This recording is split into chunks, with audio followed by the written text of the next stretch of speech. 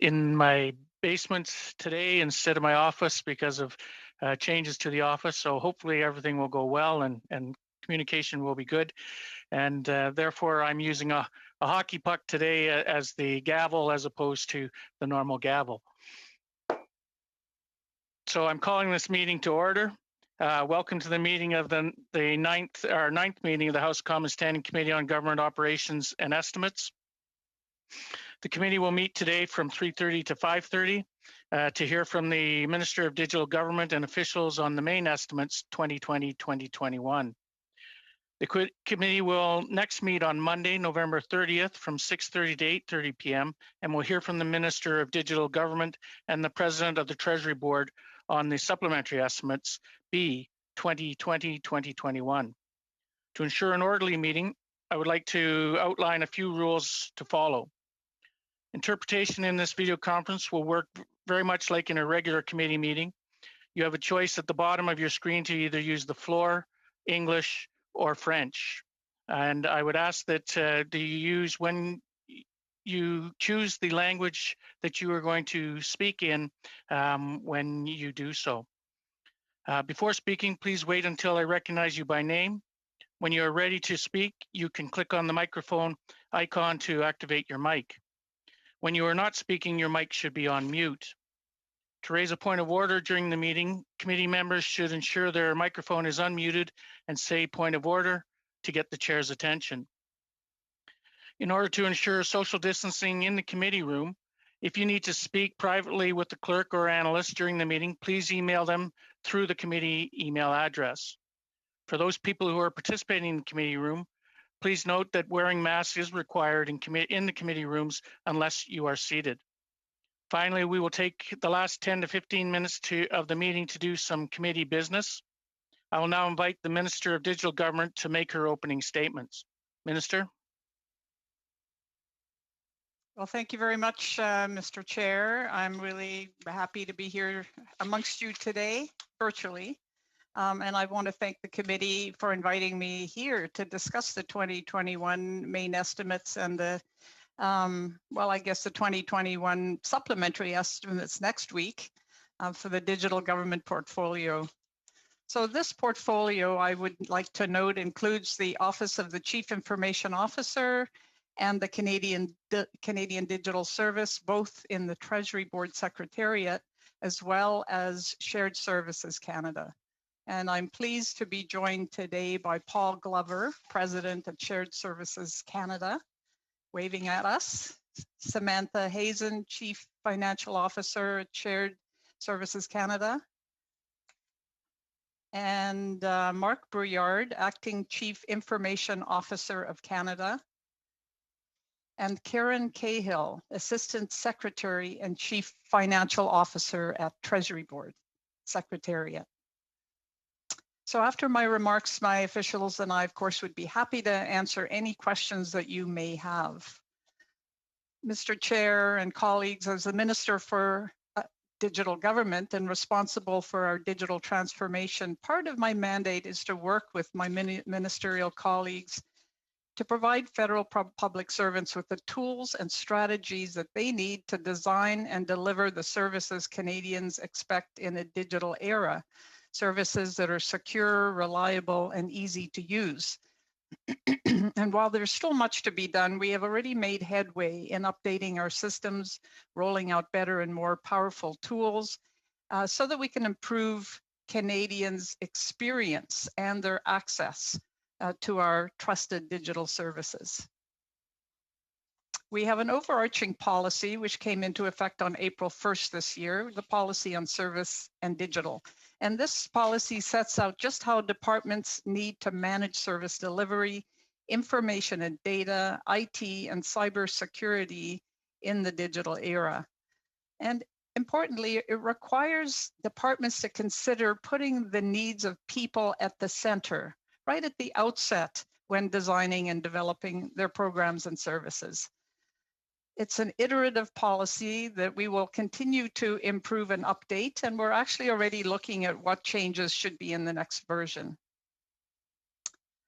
So I would note that we saw this policy come into effect when COVID-19 struck. Since then, our government has developed and launched in just a matter of weeks digitally accessible programs such as CERB and the emergency wage program that would normally have taken months, if not years, to develop and deliver. And we collaborated with industry, with our international partners and Canadians to develop, consult on, and launch the COVID Alert app, also in record time. So as a result, there are now over 5 million Canadians in 8 provinces using the app to help slow the spread of the virus. And I encourage everyone in the room and virtually to download it if you can. Looking ahead, we'll be examining our structures, incentives, and culture and breaking down institutional barriers like silos so that we can more easily develop and adopt digital. In other words, an enterprise approach to IT in the Government of Canada, always with the goal of better serving Canadians. We'll also continue to work on the next generation HR and pay solution, committing resources to build a modern, user-friendly human resources and pay solution. And that project has been transitioned to Shared Services Canada from Treasury Board Secretariat. So these same themes inform the items included in the main estimates and the supplementary estimates related to digital government. In the main estimates, the Treasury Board Secretariat will be seeking for the next fiscal year $281.6 thousand to contribute to the Open Government Partnership, or OGP. The OGP is the leading global forum for advancing open government around the world, and Canada was the chair, actually, and hosted the conference in 2019. We remain a very active member. The 78 member countries have a shared purpose, which is to make government more transparent, accountable, and participatory. And this is a very important forum for all of its members around the world. We recently launched the consultation on the next iteration of our Open Government National Action Plan, which we work with civil society to develop. And I encourage anyone who's interested to contribute to that plan. So I am going to also mention the supplementary estimates B, although I know we have another meeting on that. Because there's some of the questions that you may have may weave through both of these estimates. Shared Services Canada is requesting Parliament's approval to increase its authorities by $278.4 million to a total of $2,490.7 million. These new funds would be allocated as follows: $91 million for information technology services that directly support the government's response to COVID-19 pandemic, such as emergency relief programs for Canadians. $84 million for the information technology refresh program, which supports better lifecycle management of assets. $37.3 million for IT modernization initiatives, such as advancing Microsoft Office 365 in the cloud. $31.3 million for the Secure Cloud Enablement and Defense Project, SCED, meeting the need for more secure and high-speed operations during the COVID crisis. $23.5 million for core information technology services and funding for the public service, and $10.1 million for secure video conferencing as part of the expansion of the Secure Communications for National Leadership to better support cabinet committee meetings and senior officials and decision makers right across government. So taken all together, these investments will help provide federal departments and employees with the tools, guidance, and capacity they need to improve operations and support the delivery of better services at this time in a digital age. So thank you, Mr. Chair, and we'd be happy to take questions from the committee. Thank you, Minister. And we'll now start our first round. And the first round will be with Mr. Lloyd. Mr. Lloyd, you have 6 minutes. Thank you, Chair, and thank you for appearing, Minister. In a previous meeting that we had when I assumed this role, you told me that the challenges faced by the public service in accessing online networks at the beginning of the pandemic to work from home was solved in a matter of weeks. Can you confirm the timeline on when full access to online networks was achieved? Was it in April or May, or was it later? Well, firstly, I'm getting a bit of an echo here, but firstly, I'd like to say that the public servants at Shared Services Canada and the rest of the ministry have done a heroic job, really, to make it possible for public servants to work from home very, very quickly. And that has meant a number of kinds of services, from the tools that they need to be able to do their work from home, computers and phones, as well as the network connectivity and the collaboration tools like Teams. Minister, that is wonderful, but can you tell me when the timeline was when full network access was achieved? Well, I'm happy to ask Paul Glover from SSC to give you that detail, but I didn't want to lose the opportunity just to remind us all what our public servants do for us in a crisis. Thank you, Minister, and thank you, Chair, for the member's question. The short answer is in each of those months. So in March, we had when departments invoked BCPs, business continuity plans, we worked very quickly to make sure that those who needed the access in March had the access. And every month since then, we have continued to expand the access based on the needs of the departments. And we are constantly growing and adjusting the network to respond to the individual needs of the departments as their operations have changed. Thank you, Mr. Glover. So, we're hearing that the access was gained in April, May, and also later. The Treasury Board Minister in a previous meeting said that full access was not achieved until October 26th. So if the network was available in April and May to civil servants, I'm asking, why did the government not designate access to information officials as a priority or as an essential service so that they could do their important work? Well, thanks for that question. And access to information certainly is a very important aspect of our openness and our transparency. And at the same time, we were in a pandemic emergency where people were not sure if they would be able to buy food or pay their rent. And so there was a very urgent imperative to get money to literally millions of Canadians and hundreds of thousands of employers in those early weeks and months of the pandemic. And I think it is imperative that the Government of Canada worked so quickly and collectively together to be able to do that. And I know those that received the CERB or the assistance for rental and so on appreciated it very much. Thank you, Minister. We are committed to access to information. So you're confirming that access to information and accountability was not a priority during the pandemic. So I appreciate that.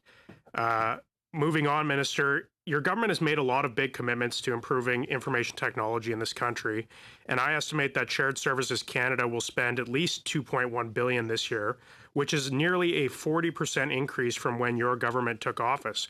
Why has this massive increase in spending not resulted in tangibly improved outcomes for Canadians?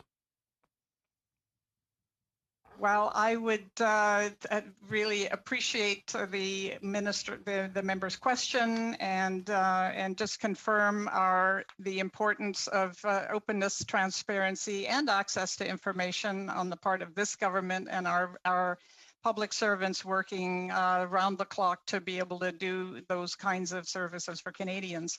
And I am a little bit mystified at the members' contention that Canadians aren't being served by the investments in Shared Services Canada. It is there are multiple ways in which this agency has updated and modernized its equipment, helping the other public servants to be able to work from home with collaborative and secure equipment. Bringing in more security to our connections to the cloud so that as we as we modernize our applications and we shut down old data centers to move to the cloud, that Thank you. Actually, that data is safe and secure. Thank you, Minister. Well. And you know, a point that you just made kind of leads me to my next question. You know, the government is saying that it has a cloud-based first initiative, and yet we're continuing to spend millions, in fact, hundreds of millions on constructing new physical data centers. I'm just confused about the government's priority here. You say we're shutting down old data centers, physical centers, to move to the cloud, and yet this government's still spending money on opening up new physical data centers. Why the discrepancy in government's agenda on this? Well, thanks for that question, because it's a great opportunity for Mr. Glover to help understand the array of storage that is necessary. And we have indeed closed down over 200 legacy inefficient data centers, and we're opening 4 enterprise data centers with modern technologies, services, and with green underpinnings in terms of the electricity, as well as being a broker for cloud services, so that the departments, when their applications are ready and suitable, can quickly and easily find a secure cloud provider that can help them essentially have better, faster service and at a lower cost. So I'll turn it to Paul Glover to elaborate on our data centers. Thank you very much, Minister. Excuse me, Mr. Glover, sorry, we need to move on. If you could, Mr. Glover, if you have a written answer you could give us, that would be appreciated. Thank you, Mr. Lloyd. We're now moving to Mr. McKinnon, 6 minutes. Merci, Monsieur le Président. Thank you, Mr. Chair. And I'll save Mr. Glover the need to send us a letter, because I will give him or the minister the opportunity to provide us with their answer.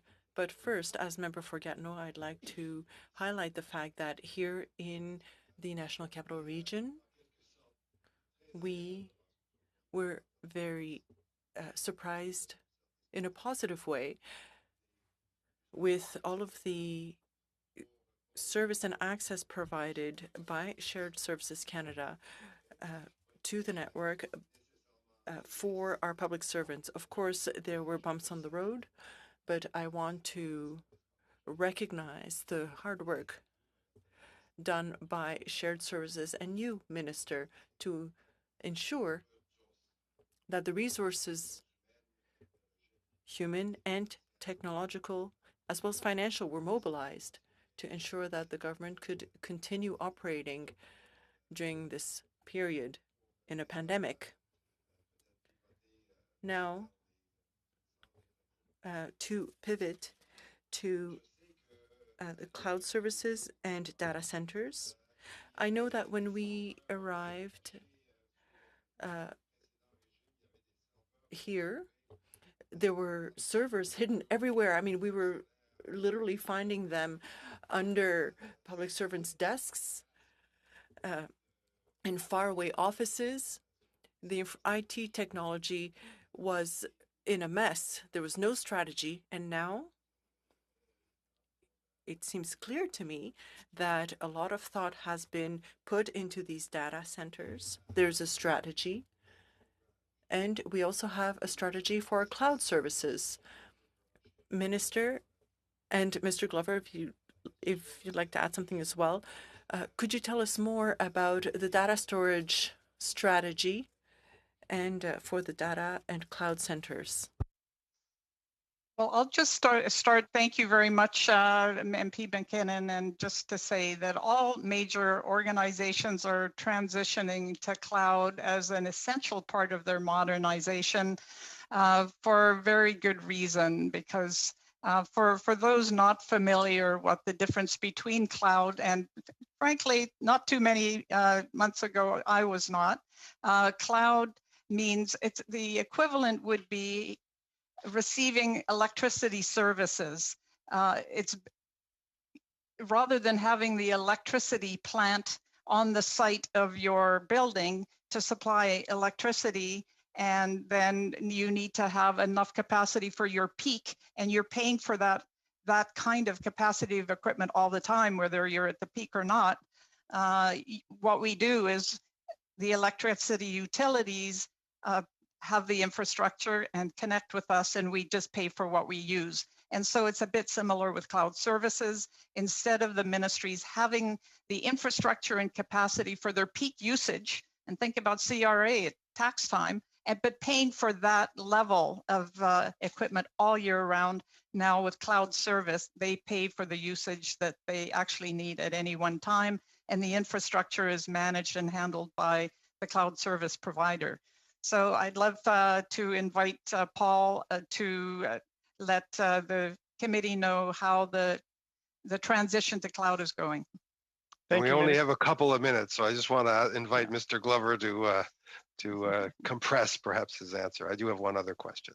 Okay, thank you, Minister and Chair, for the member's question and the kind words and the work we've done.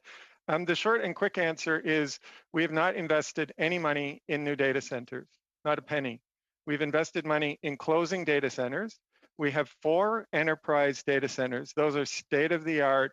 They have uninterruptible power, and we are consistently taking older data centers, inefficient data centers, end-of-life data centers, taking the workloads out of those data centers and moving them to the cloud or to one of the end-state enterprise data centers. There are costs with those migrations, and there is cost to put equipment into the enterprise data center to handle the workloads. But the physical infrastructure is built, and as we know what workloads are going in there, we put the racks, the computers in to handle that workload. But we are not building more data centers. We are closing data centers. In fact, last year was a record. We closed more data centers than we ever have, just short of 100. And we're going to continue to close data centers till we have all of our workloads in the cloud or in an enterprise data center, one of the 4, or a hybrid of the 2.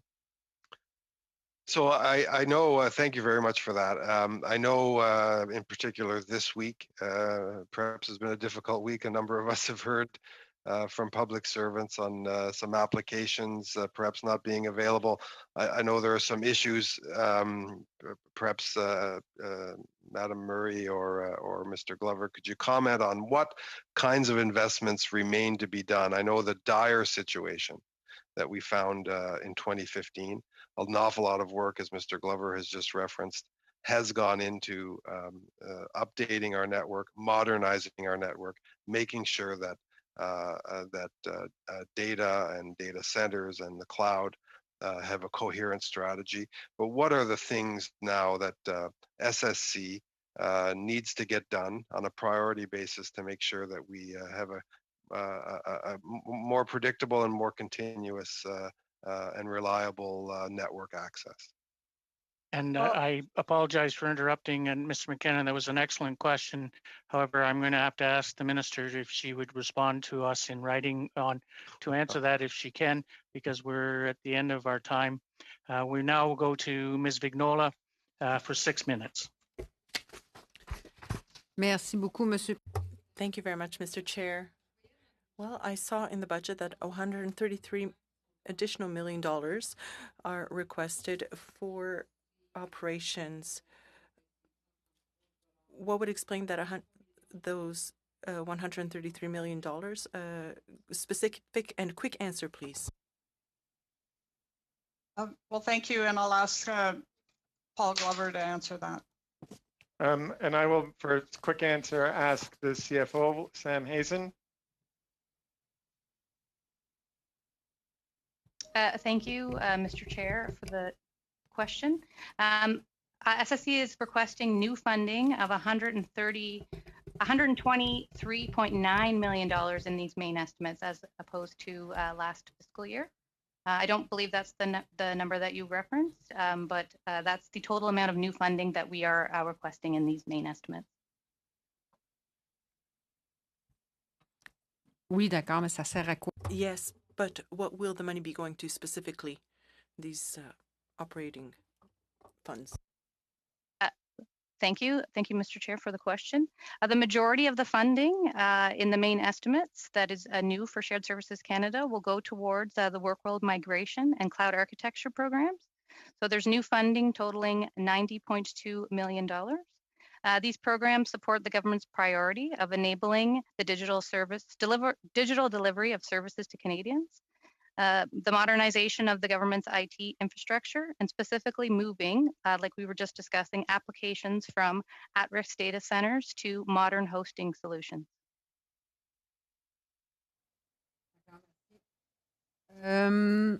All right, thank you. Well, I'll go forward with the capital expenditures that are requested. What will they be used for specifically? I'm having a hard time hearing the translation, Mr. Chair. So I'm asking if the translator could speak a little louder.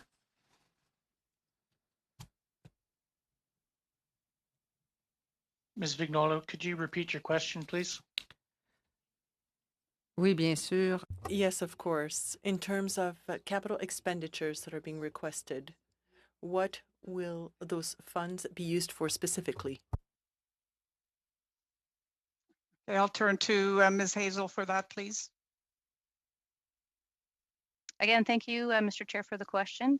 I had some difficulty with my my connection. I've heard the question. Thank you. Je peux répondre à la question. I can answer that question. It is for infrastructure.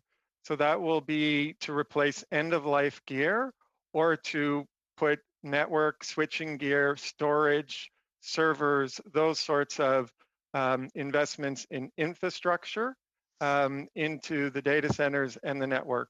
And it breaks down into two categories: replacing those things that are end of life so they don't break and fail on us, and installing new to support the growth that is occurring. And that's part of, to the previous question, why are we seeing an increase in expenditures?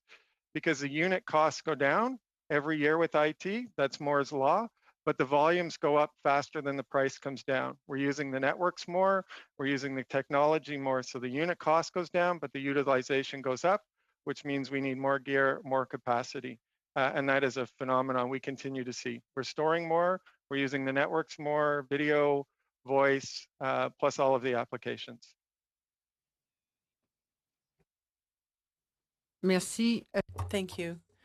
I also see that there's a reduction of about $44 million in the main estimates for cyber security and IT security. I'd like to understand why the amounts are being reduced when all of the experts agree that with the current COVID situation, cyber attacks have gone up.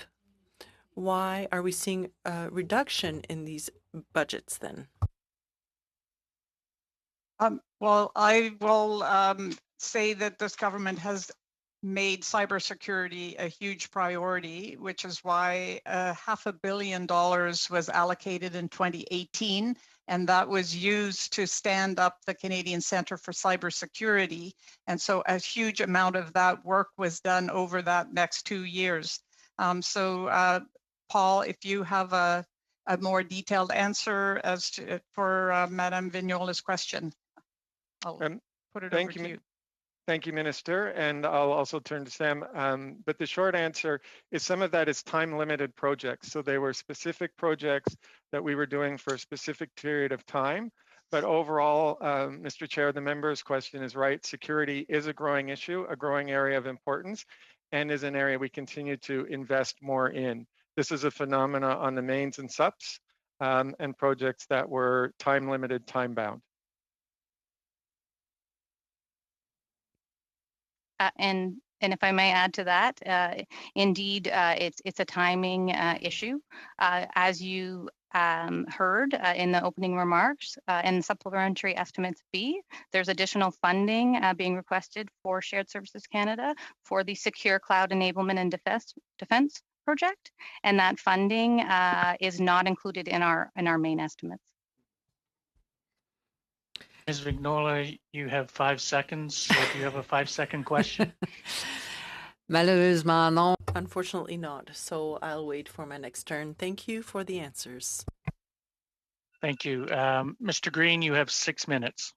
Thank you very much, Mr. Chair. And I just want to recognize the minister has been in service to the House of Commons for over 10 years, has spent time within the Treasury Board, certainly a wealth of experience brought on to this particular portfolio. I'm wondering through you, Mr. Chair, in the lead up to this, what work had, either in her current role or in her past roles as parliamentary secretary, had been considered as worst case scenario events as it relates to digital services?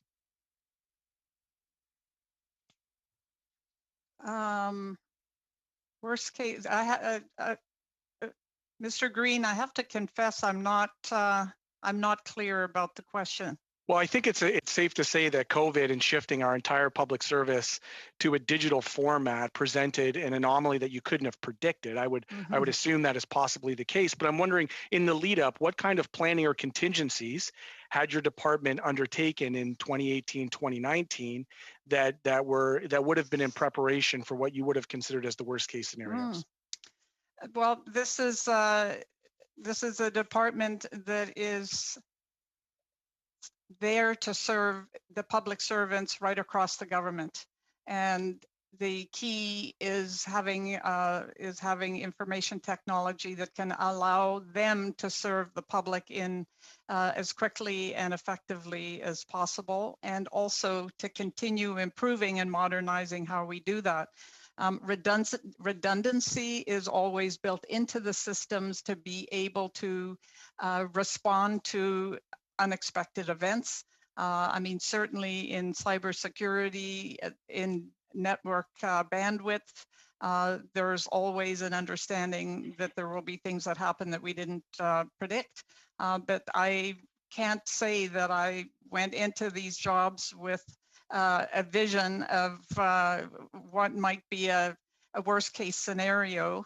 Has there ever been any discussion about like a lights out scenario, you know, a situation where there'd be significant either digital cyber threat or, you know, in the age of hackers, a taking over, a hostage taking of our back end? And I say that on the backdrop from some of my other work in committee, where it was actually revealed that some of our systems are still using DOS. So I want to recognize the antiquity of some of our technology, and I just want you to comment on some of the vulnerabilities that might still remain. Okay, well, thank you for that comment. And yes, the information technology landscape of the Government of Canada has come a very long way in just a few years with the billions of dollars that our government has invested. And I do want to say that the Auditor General had been flagging that for probably a decade, from a decade ago. And so it really had not received the investment that it needed. But why is that the case? May I ask Mark to talk about before you do that? Was very important. You touched on something. It had been flagged 10 years ago, which is kind of what I got to at the beginning of my question. We knew that there were some vulnerabilities. We're in a you know, act of God, if it were, from a COVID perspective, having to shift all these people offline. We have a lot of people that are furloughed, couldn't get the connection, can't necessarily work in. And I'm just wondering why, if it was flagged 10 years ago, had there not been more significant investments made that may have offset some of the challenges that we faced coming COVID? Well, I will not speak for the previous government, but that is the period in which there was really... Well, you were in government for 4 years prior to this. That's right. So could you speak to that? Thank you for pointing that out. So the flags were from 10 years ago. We began investing right in 2016. And so we have made historic investments in upgrading IT, including $2.2 billion in 2018. So it takes time with an enterprise, the complexity and the size and the number of people that we serve as an organization like the Government of Canada. Yes, thank you. And you'll appreciate the reason why we're so terse is because we have 6 minutes and then it stops. And so the longer you talk, the less time that we have to ask further follow-up questions. So that answer suffices. Would it be possible to know what the pandemic has reviewed about the technological capacity of our government services? What are the specific limitations that our technological capacity has been exposed to during COVID?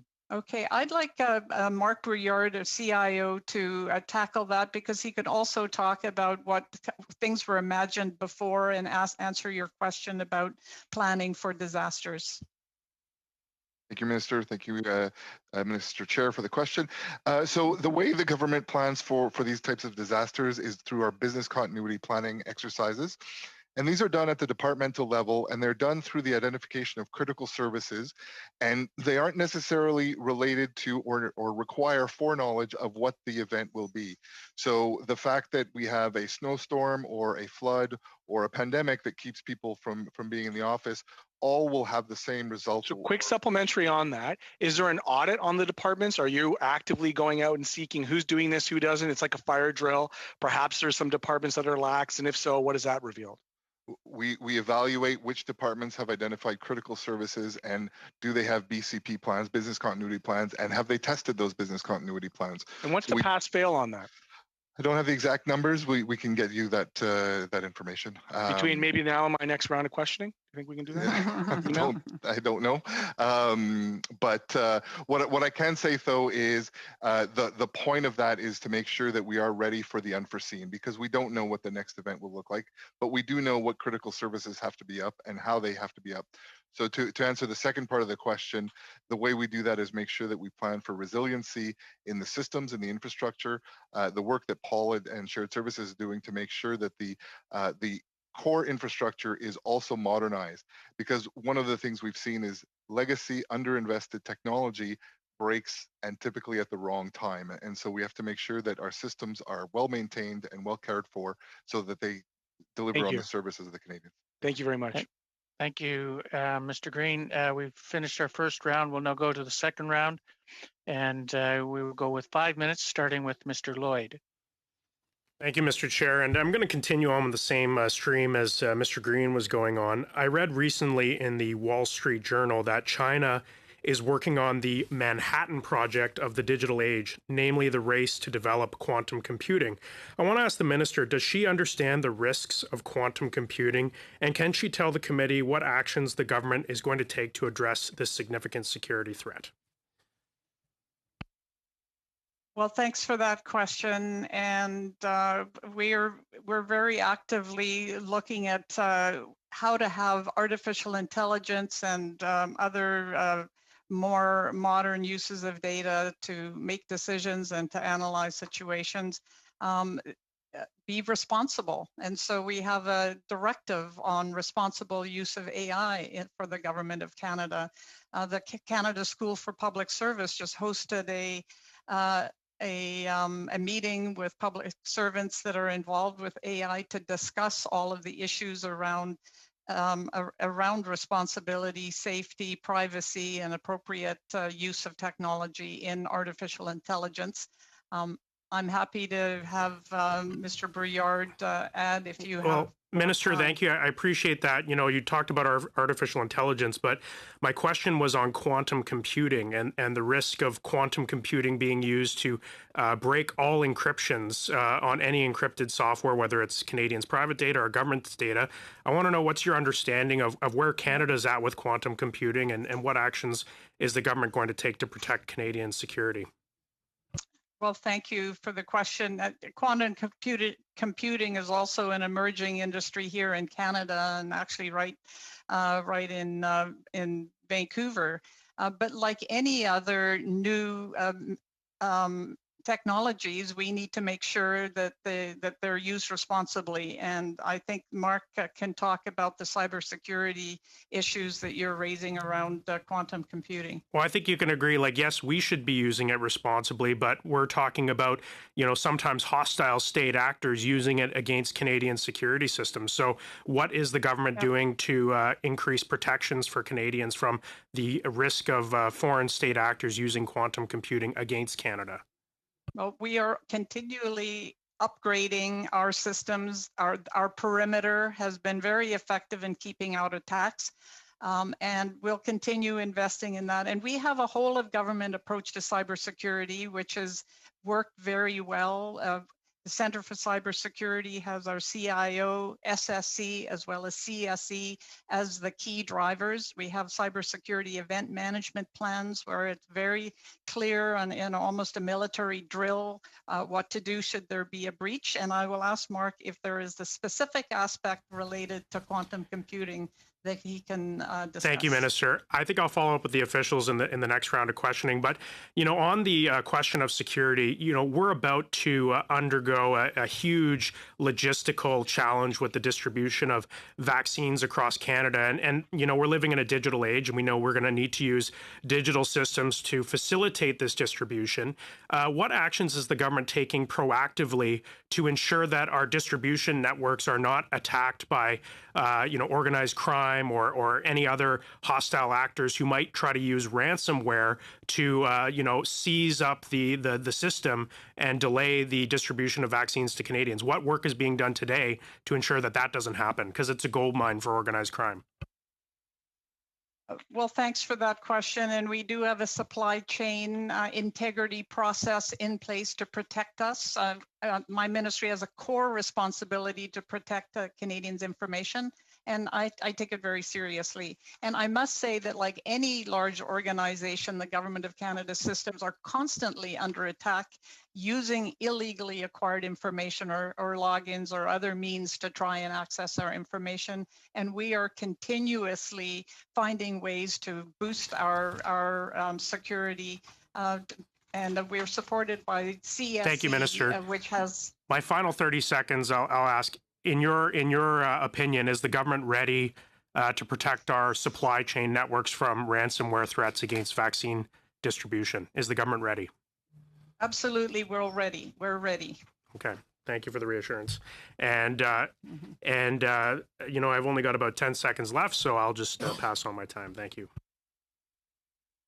Thank you, Mr. Lloyd. And we'll now go to Mr. Weiler, 5 minutes. Thank you, Mr. Chair. And also thank you, Minister Murray, for joining us in our committee again today, and for all of our officials to join in our meeting as well. Minister, digital governments around the world are accelerating their efforts to support people and businesses through these challenging times we're in right now. And I know I've seen firsthand in my riding how important it has been for businesses to be able to quickly adapt their work and for their workers to adapt to be able to work remotely and to be able to provide their services digitally or their products digitally. And I was hoping you could tell our committee about what we are doing to leverage the work of the digital nations to address shared challenges in the face of COVID-19 on the international stage. Okay, great. Well, thanks for that opportunity. And for the committee members, digital nations are 10 countries around the world who are leading in their advancement of digital to serve citizens better. It's all citizen-centric. And so we get together in a meeting once a year, and Canada was the chair this past year. We've just handed over the gavel to the United Kingdom, and officials in these 10 countries work together to identify where there are some key initiatives that they can learn or share with other countries. And so we partner with different countries on different things. I'll just give you one example. I had a meeting with the digital minister from Portugal as part of Digital Nations, and Portugal has been looking at single identity, in other words, digital authentication, so people only have to sign in once and can access any government department. And so it was a very fascinating conversation, because that is a high priority for me as we accelerate our digital transformation. So we also, this is a collaborative forum, and the work goes on all year round at the officials level. It's all about accelerating our collective digital and individual digital transition to provide our citizens with the services that they need in the way they want to access them. No, that's great to hear. And I understand earlier this month there was an adoption of a Digital Nations Charter, and I was hoping you could speak a little bit more to what that means.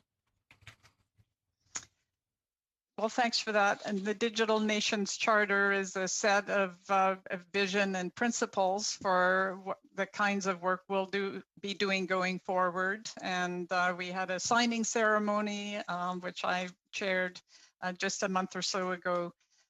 We're tackling different projects, actually, as part of Digital Nations. And one of the projects that Canada has put forward work on collectively is about greening government. And so I'm pleased that we're going to be able to work collaboratively with other leading digital nations to find ways that our digital transformation can also be a solution to climate change problems. That's great to hear, and we've set some ambitious targets in our climate accountability legislation, Bill C-12, that we introduced last week, and it's actually being discussed right now in the House, in fact. I know we have a background working on projects to restore the environment in the private sector, and worked in this space also as a minister in the provincial government in BC. So I was hoping, as the Minister of Digital Government, if you could explain a little bit more how we're going to contribute to this plan that is part of the Climate Accountability Bill. Well, thanks for that. And as many of the members know, I've been a climate action advocate for a long time, going on over 2 decades. So my vision for digital government is an enterprise approach where we take seriously the goals of government as a whole, like reducing greenhouse gas emissions. And so we've been very active in SSC, for example, in looking at how we can green our procurement. And so one aspect of that is working with our suppliers, because we're a major purchaser of goods and services. And in adjudicating these projects, we will be looking at the suppliers' footprint and what their sustainability plans are like, so that we will be influencing the sustainability upstream and downstream in our work. I would also point to the conversation about closing data centers, because there is a major reduction in electricity use and emissions, greenhouse gas emissions, when there is a shift from an old data center to the cloud. And perhaps Paul has other examples of how SSC is working to green government and help us meet our greening government targets of 40% below 2005 levels by 2030. Thank you, Minister, and thank you, Mr. Weiler. We now will go to Ms. Vignola for 2.5 minutes. Merci. Thank you. Thank you very much, Mr. Chair. Ms. Murray, during the first round of questions, you answered that once the departments are ready, they'll be able to find cloud service providers. Will each department have to find different providers, first of all? Second of all, those providers, what companies are we talking about that may provide those cloud services? And third of all, how will we ensure the security of that data if external providers are the ones storing our data? Thank you.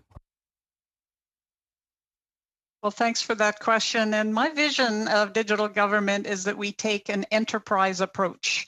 And so that's why Shared Services Canada is organizing the opportunities for the departments to move to cloud, has been being a broker and is moving into managing that procurement on behalf of the departments, to make sure that the cloud providers will be providing the security that you've just asked about. There are a number of companies that have been accepted as potential cloud suppliers.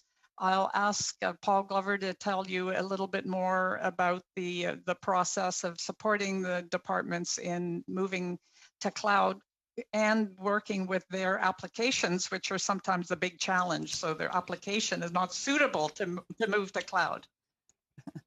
So Paul. Thank you, Minister.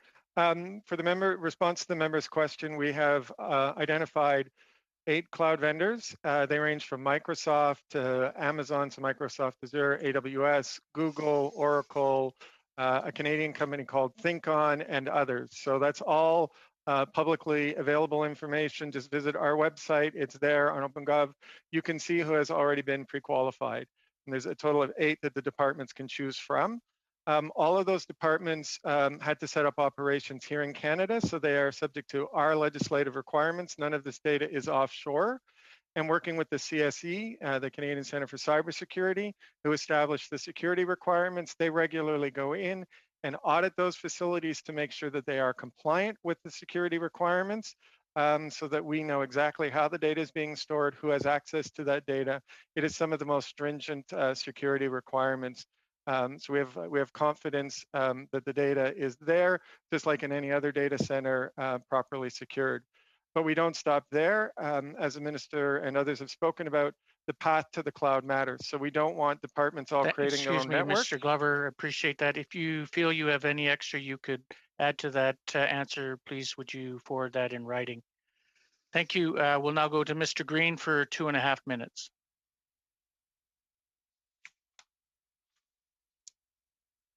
Lovely.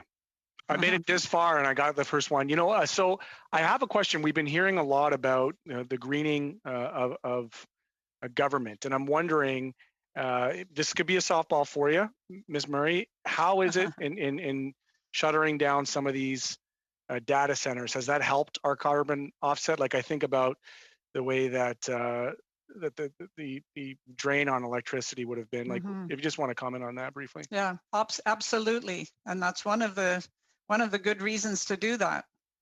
Cloud is far less greenhouse gas intensive than the old data centers, especially. I caught something interesting on your profile. It noted that you had a reforestation company and that you yourself was responsible for planting 500,000 trees. I'm wondering, has the government approached you on ways in which you might be able to contribute to their program to plant 1 billion trees, given that it hasn't planted one? Well, thank you for doing your due diligence there. And Mr. Green, it's not so surprising you're asking about things like planting trees. I recused myself from that discussion because though I haven't been part of that company for a while, my husband is still involved with the industry. No, but I'm just suggesting that. I mean, I'm not saying him getting the contract. You know, we have lawyers who comment on law. We have accountants who comment on finance. I'm just wondering if your expertise would help provide this government with the ability to actually plant something, given that you've planted 500,000 trees. I'll leave it because I think you know where I'm going with it. And I'm hoping if anybody's watching that they do take you up on it, because it seems like your track record on reforestation could certainly help a government that claims to have a program on planting trees but yet hasn't. So, well, Mr. Green, I'll put it this way: all our members and Canadians have a hand in the federal Liberal election platform, and my focus was on encouraging the platform writers and the Prime Minister to commit to planting trees and renewing wetlands, grasslands, ag lands, and coastal ecosystems. I appreciate that, and just hope that you know you're not forced to have to answer on that. But we'll leave that for another day. Thank you so very much, Mr. Chair. Thank you, Mr. Green. And now we'll go to Mr. Paul Hoos for 5 minutes. Merci, Monsieur le Président. Thank you, Mr. Chair. Hello, Minister. On October 4th, your colleague, Jacques Duclos from Treasury Board, appeared before our committee, and it was mentioned that many public servants were unable to work from home because they didn't have the right computers, and that has an impact on the access to information requests. We know that some of the requests are dealt with. Do you have a solution to fix that problem? Well, thanks for that question. And we have continued to make equipment available. I mean, I have to say that this was an unexpected emergency. We've quickly doubled secure remote access capacity. We enabled Microsoft Teams for secure conversations for up to 187,000 public servants. We tripled teleconference capacity, Wi-Fi calling activated for 183,000. But as you know, the full public service is hundreds of thousands of people. And so...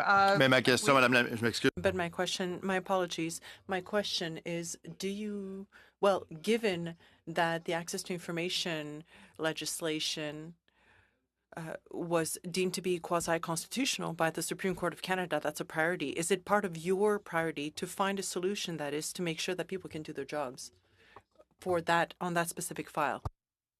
Absolutely, for providing the equipment so that they can do their jobs, whatever their jobs may be, in serving Canadians. And I can ask Paul Glover to give you more detail, if you would like, on where we are now in terms of having the tools, equipment, and network. Thank you. Thank you, Mrs. Murray.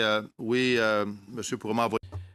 Yes, could you perhaps send me a written response? Because I have another question and we don't have much time. As you know, last week at the committee here, we learned that the Government of Canada was signing contracts with Chinese state-owned enterprises like NukTech. In your department, have you approved any offers for services emanating from China or other dictatorships around the world? Well, we have clear standards for our procurement, and I will pass it to the officials to answer that specific question. So, Mr. Chair, I'll start with the answer to that. At shared services, we have what the minister has referred to earlier as supply chain integrity. So as part of any procurement process, it is not just the vendor that is selected, but all of the partners that they use and right back through. We work with the Canadian Centre for Cybersecurity, and along the way, as we are doing those procurements, we refer all of the bidders to them for their assessment, so that we have confidence when we make a final procurement decision that it complies with their expertise and their direction with respect to security and the integrity of our operations. Okay. On m'a dit la semaine dernière. Last week I was told, well, we were very surprised to hear that the departments were working in silos. Global Affairs didn't ask, for example, for proper assessment, for security assessment on NukTech, for example. So is there any concern related and anything done by to control equipment that might be coming in from China or other dictatorships, Minister?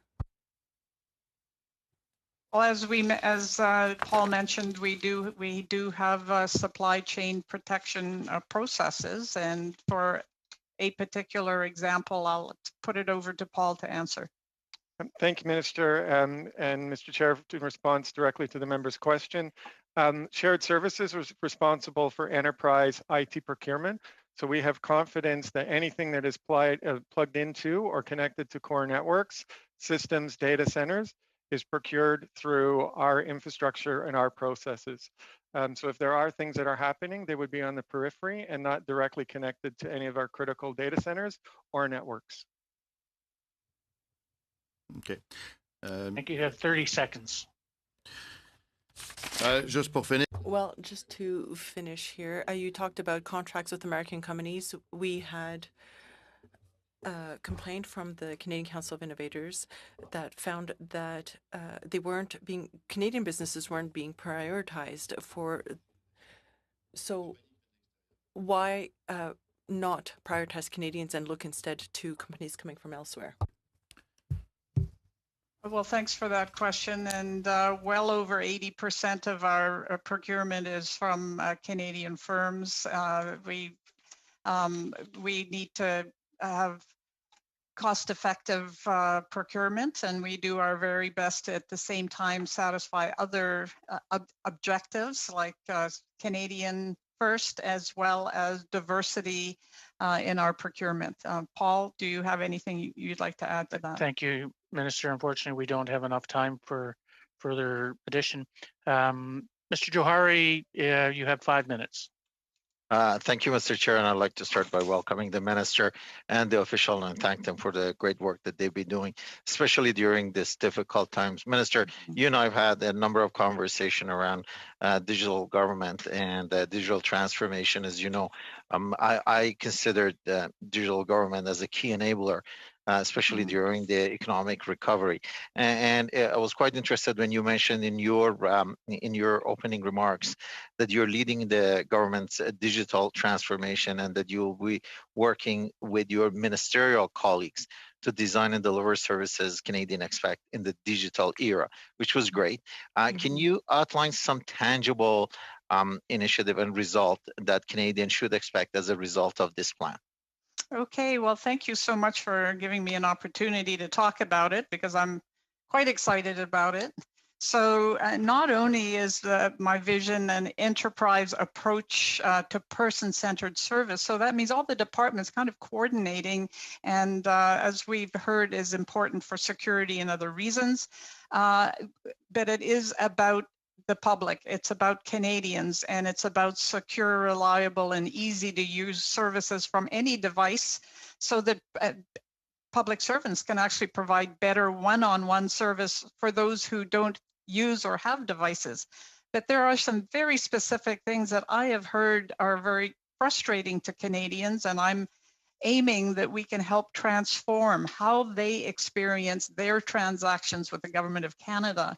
And my vision includes no more having to use paper forms and faxes, being able to do it digitally, no more confusing and hard to find government benefits and services, a digital way of finding out in a centralized way what you're potentially eligible for.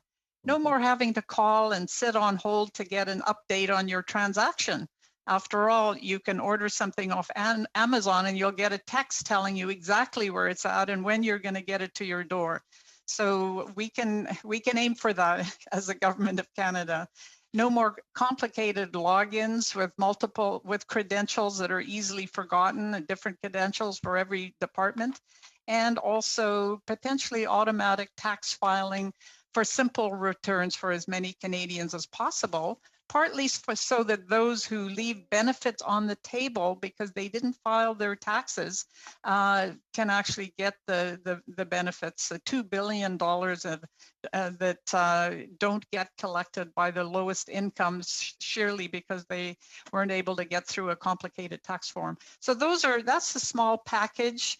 I am aiming that we can have some tangible forward movement on those things over the coming 12 months, and so I'll be pitching for that to my colleagues to work Thank you, together on Minister. And you know, I'll be remiss if I don't ask about the Phoenix and the next gen. As you know, I've been following that initiative for a very long time. Can you provide the committee with an update on the progress of next gen? I know you touched on it in your opening remark that you kind of passed it on to shared services, but can you expand on that, please? Thank you. Yeah, well, thanks for that question. And I think firstly, I want to say that it is so important that we can pay our public servants accurately on time. And in fact, the work being done in PSPC on Phoenix has meant a major 68% reduction in backlog of transactions. So congratulations there. NextGen is a separate initiative.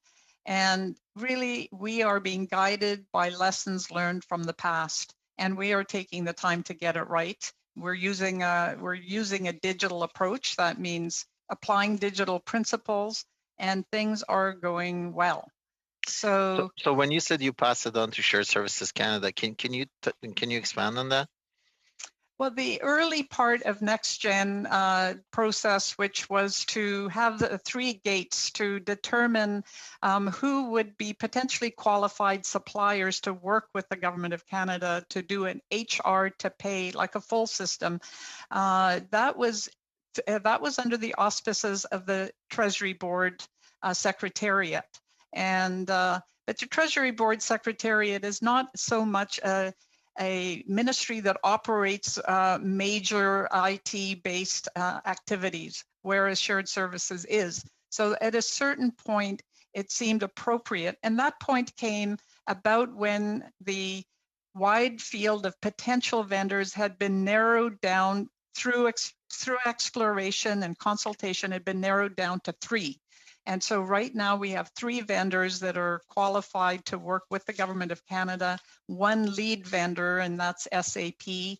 And we are very engaged with an exploratory process with SAP, working with one of our departments, that's Heritage Department, to test the different requirements that that public servants have for HR to pay in Heritage Department. So that exploration will lead to a pilot to see if SAP can satisfy and supply HR to pay. And we're doing this in sprints. We're checking out, we're learning, then we're doing the next thing, and we'll continue in order to have a successful outcome. Thank you, Minister. Thank you, Minister. I appreciate that. And that ends our questions for this round. I appreciate the Minister attending and coming to visit with us today, and we will look forward to seeing her again on Monday evening. I appreciate that for your time and efforts. Okay, so I can't wait. we're just going to suspend briefly while we bring in just a new witness to us. So we're going to suspend for about 2-3 minutes, and then we'll be right back. Thank you, Mr. Chair. We're suspended.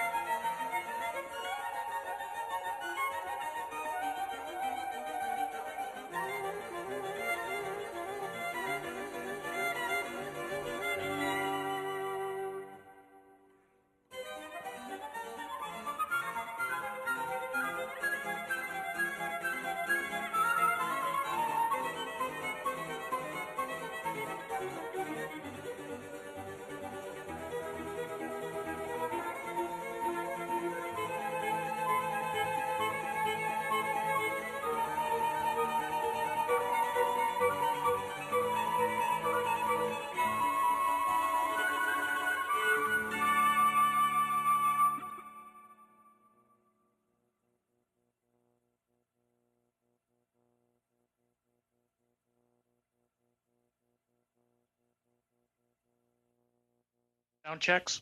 And with that said, then we will now resume the meeting, and we'll continue with our questioning. Right now, we will go to the first round of the second round of question, or the second session of questioning, and we will start with Mr. Lloyd for 6 minutes. Thank you, Mr. Chair, and thank you to the witnesses for coming in today. A number of stakeholders have reached out to me since I took on this position with a deep concern about government decisions to sole source IT contracts to American-based companies. Why is the government concentrating its significant annual information technology spending with a small cluster of mostly American-based IT companies?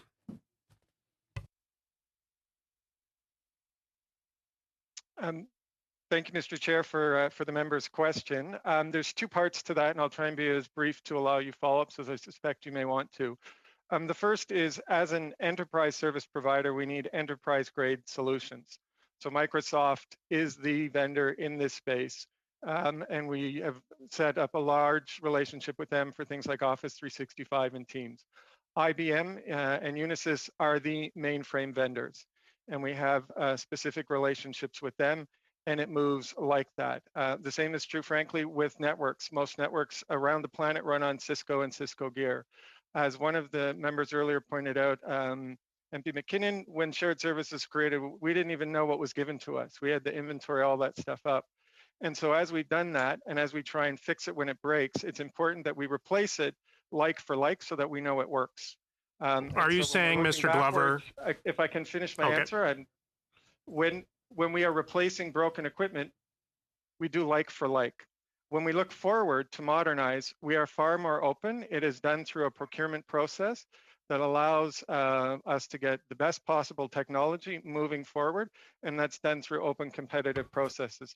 Finally, we are working to make sure that Canadian SMEs are integrated into this process and system, and we're working to make sure that our contracts encourage resellers, vendors, the large multinationals to set up shop here. So are you saying, Mr. Glover, that there aren't any Canadian companies that can provide the kind of enterprise software that you were talking about? that you're currently going to IBM and Cisco and Microsoft for?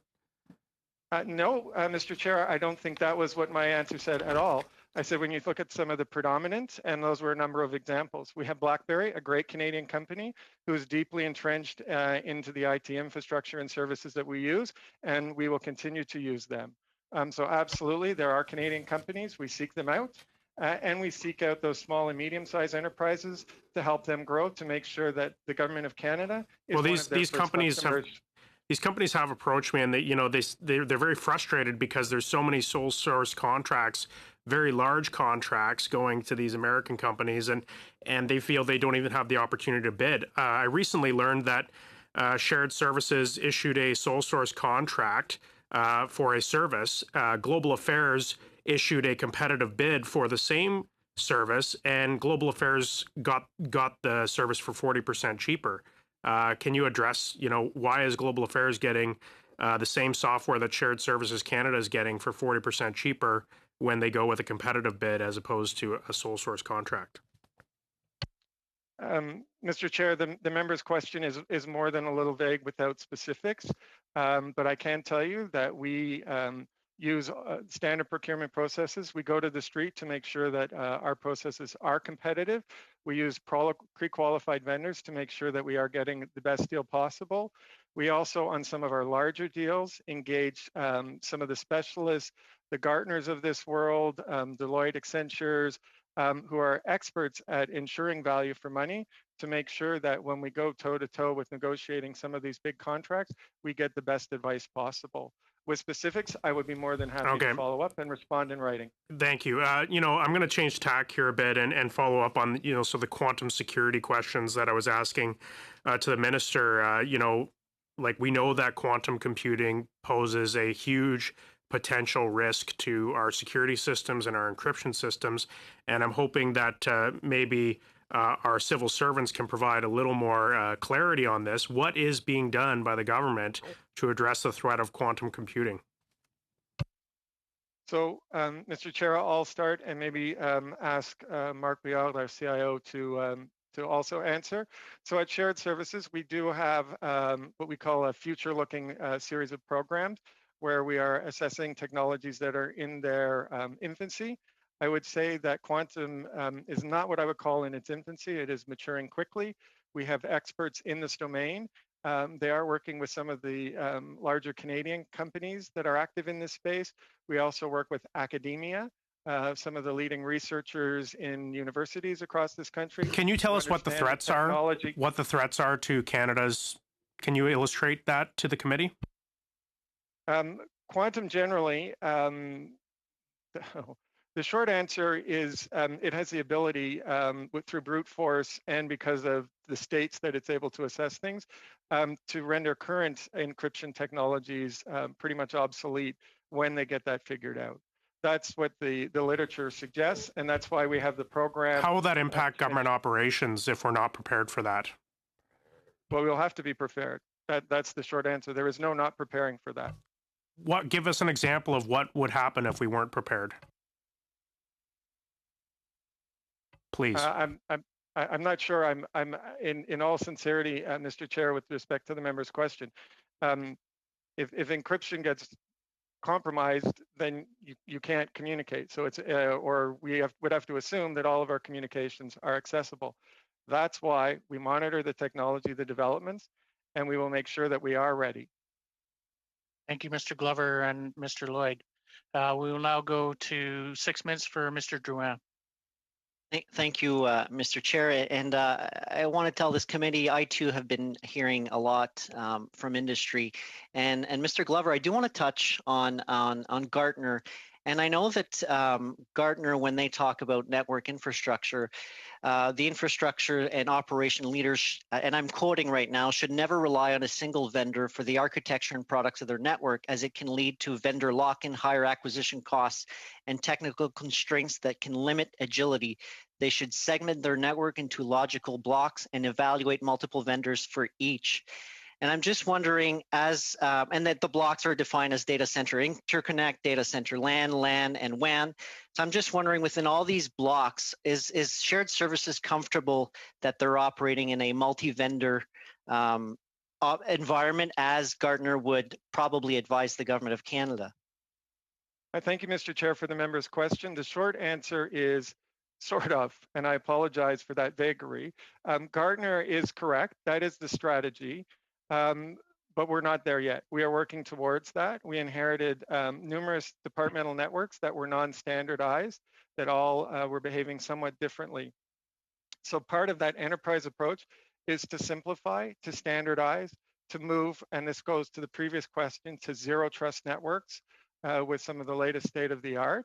So we are working towards what the member points out Gardner recommends. And that's why I differentiate between when we are fixing legacy, when we are moving forward. And we do want to make sure that we are not ever dependent on solely one vendor. We have more than one mainframe vendor. We have more than one network vendor, et cetera. And we will continue to make sure that we do that as we move forward. But I would be, I have to confess, we're not there yet. There's more work to do because of the legacy that we inherited. So those legacy systems would have been inherited, I can safely say, August 4th through the Order in Council 9 years ago. Correct. August 2011. And the life cycles for these technologies date from, are they 5 to 7 years or longer than that? So those, Mr. Chair, those there's two parts to that. There is what I call iron gear that can run quite well for many, many years. And then there are things that are switches that are a little bit more active, disks arrays that are more likely to break. So there are different classes of hardware. They all have a different lifespan and expectation there.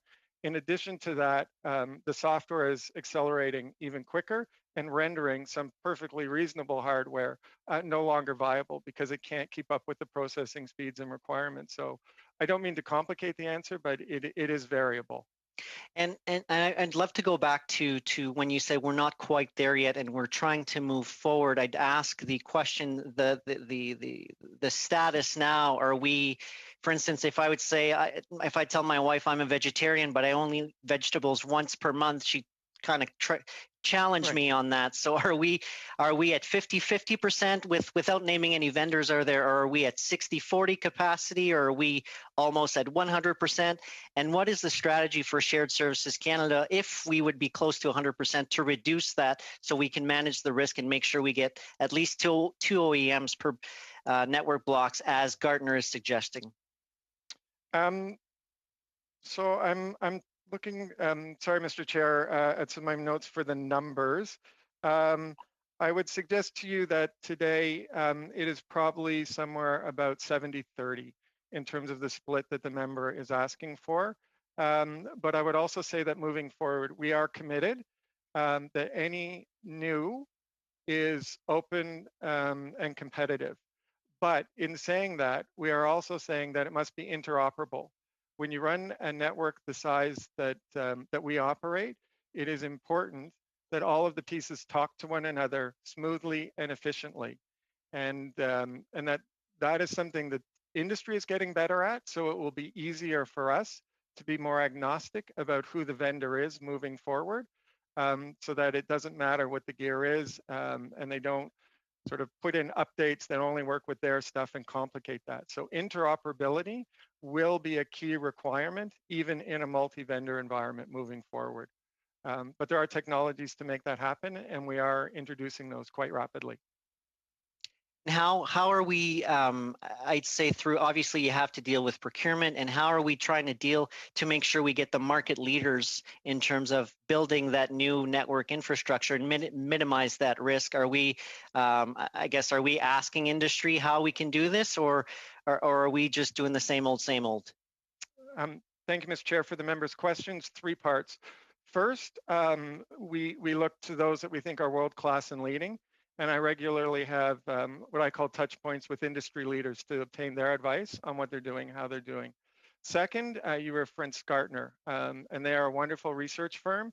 and they put the players into quadrants. And so there's the well-established market leaders, but we also look at the new and up-and-coming companies that aren't maybe in what Gartner calls the golden quadrant, the perfect one, to see if there's new and emerging technologies we should be aware of and experimenting with, because they will eventually become in that preferred quadrant moving forward. So that we are taking those steps as it moves forward. And finally, our approach to procurement is different. We are going out with, this is the problem, and tell us what the best solution is. In the past, we would go out with, here's the problem, and this is how we want it solved, which meant we were far less open to new technologies, new approaches, and that gets back to creating more space for some of the Canadian small and medium-sized enterprises, new and developing startups, to be able to interact with us. Yeah, and Mr. Chair, if I can make one more recommendation, just there's an issue with equivalency clauses in some of these RFPs, and we're hearing lots about that. So if we're trying to be open and transparent and trying to procure and minimize that risk, I would say have a great look at the equivalency clause, because I know it's causing a lot of issues within the industry. Thank you. Thank you, Mr. Drouin. Ms. Vignola, you have 6 minutes. Merci beaucoup. Thank you very much. The departmental plan states that there are a number of end-of-life systems. We've been talking about it over the past while. Are there departments that have a particularly high number of them? If so, which ones? And are these departments open to changing these systems, or are there some holding back? Do you want me to take that? Alors, merci pour la question. Thank you for this question. En effet, des départements. Yes, there are departments that have technologies that are much more at risk. Those might be departments that may have the largest and oldest infrastructures. For example, the Canada Revenue Agencies, Public Works, those departments that have had systems in place for decades.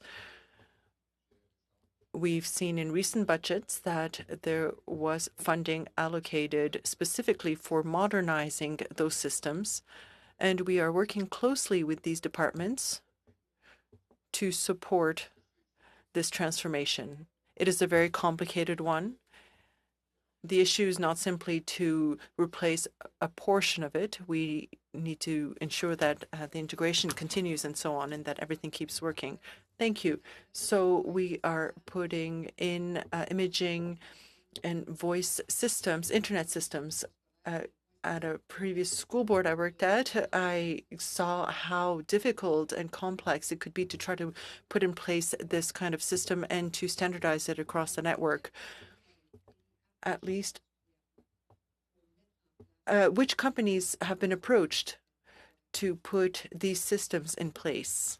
Alors ça serait une question. That would be a question I would refer to Mr. Glover for the cooperation tools that have been put in place, and that has been that putting in place has been greatly accelerated over the past few months. Thank you, Mr. Chair, for the members' questions. We will be happy to reply in writing with the full list of qualified vendors that we are using. We take a number of approaches from what we call workload migration factories to some procurement vehicles for new off-the-shelf tools that departments can use to provide that. Ultimately, when it comes to voice, as you were expanding, voice over internet, VoIP, we are working with companies like TELUS and Bell for the technologies that they have, but we'll provide you a full list in writing. Merci. Thank you. We also talked about organizational tools for managing IT systems and services. Which specific ones, which management organizational tools are in place at the moment, and which departments are using them? So we are in, thank you, Mr. Chair, for the members' questions. We are in the process of rolling out a new ITSM tool that we hope will be the enterprise tool for service management, service desk in response to the member's question. But again, there is a plethora of different systems in different departments. And so rather than attempting to take time with the list of all of the different systems in all the departments, we'll come back with the enterprise tool we are rolling out and the list by department.